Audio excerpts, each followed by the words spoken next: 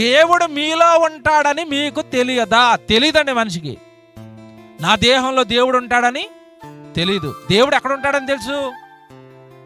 గుళ్ళో ఉంటాడు.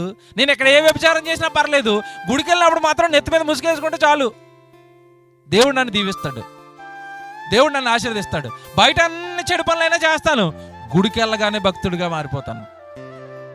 ఇంకా కొంతమంది భక్తులు ఏం చేస్తారంటే వాళ్ళు చేసిన పాపాలలో వాటా పట్టుకుని వస్తారు.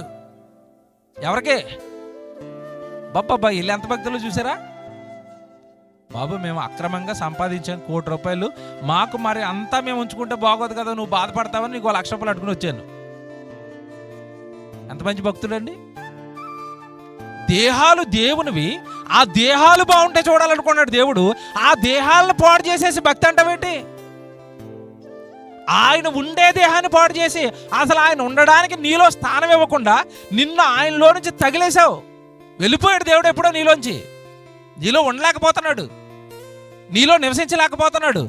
ఆయన్ని బయటకు తరిమేసి నువ్వు గుడికి వెళ్ళిపోయి అక్కడ దేవుడు ఉన్నాడని నువ్వు అనుకుంటున్నావు. ఆయన ఉండడానికి నిన్ను కట్టుకున్నాడు.